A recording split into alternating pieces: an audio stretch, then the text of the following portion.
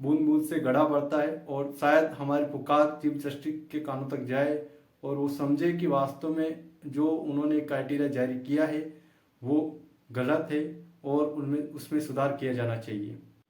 Hello दोस्तों, कैसे हैं आप सब। मैं हूं सुमित धाकड़। स्वागत है आप सभी का प्रावधान में। आज हम बात करेंगे एमपी सिविल जज में क्राइटेरिया संबंधी जो विवाद चल रहा है उसी के बारे में, क्या वो सही है या गलत। तो चलिए शुरू करते हैं। अभी तक आपने हमारे यूट्यूब चैनल को लाइक नहीं किया है तो लाइक कीजिए, सब्सक्राइब कीजिए और बेल आइकन दबा दीजिए ताकि हमारे आगे आने वाले वीडियो मिले आपको सबसे पहले।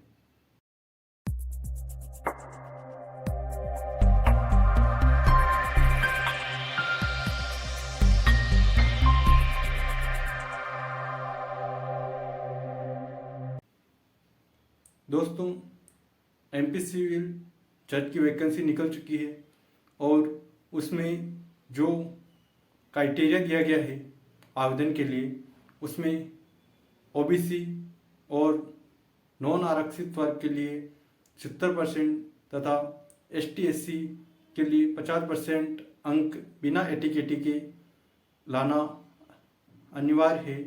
यदि कोई व्यक्ति ओबीसी और जनरल से 70% और एसटी एससी से 50% बिना एटीकेटी के या एक ही बार में लेकर आता है तो वह एमपी सिविल जज के लिए आवेदन कर सकता है।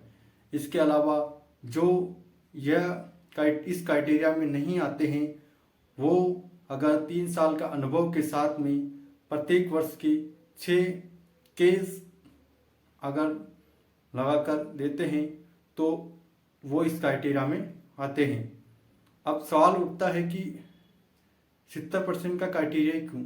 हाई कोर्ट को यह लगता है कि 70% वाले अनुभवी होते हैं, कैसे हो सकते हैं, ये समझने वाली बात है, यह हमारे समझ से बाहर है। हाई कोर्ट इसके लिए उसका क्लियरिफिकेशन करे कि वास्तव में 70% वाले किस प्रकार अनुभवी होते हैं। और दूसरी बात यह भी सोचने वाली है कि हर एक जो नया वकील आता है, जो एडवोकेट बनता है, वो हमेशा किसी न किसी के अंडर में काम करता है। उसे उस समय न वेतन मिलता है न उसको किसी प्रकार काम मिलता है। उसके बाद वो किस प्रकार केस प्राप्त कर सकता है। और एक जो व्यक्ति सालाना अगर 6 केस अगर पा रहा होगा शुरुआत में ही, तो फिर वो जज बनने ही क्यों आएगा। ये भी उसको हाई कोर्ट को सोचना चाहिए था।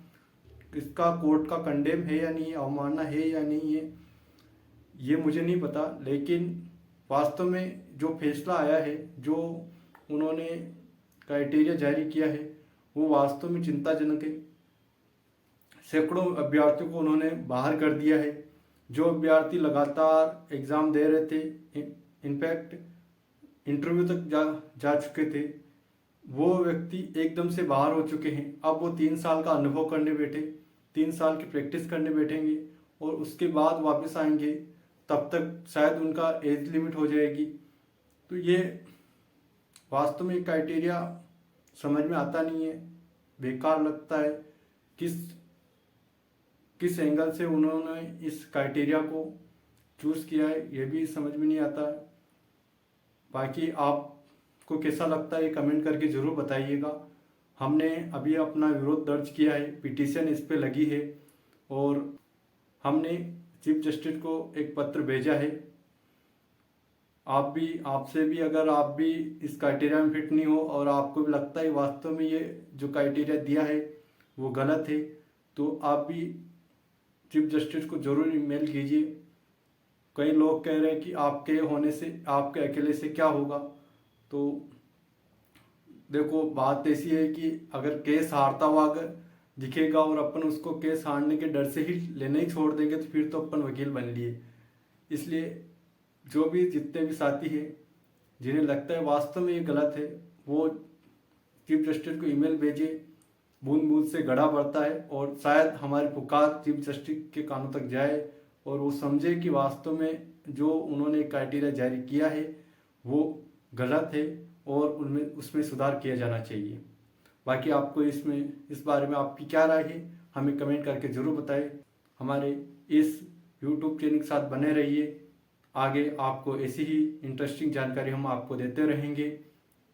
यदि आपने अभी तक हमारे यूट्यूब चैनल को लाइक नहीं किया, लाइक कीजिए, सब्सक्राइब कर लीजिए और बेल आइकन दबा दीजिए ताकि हमारे आगे आने वाले वीडियो आपको मिले सबसे पहले।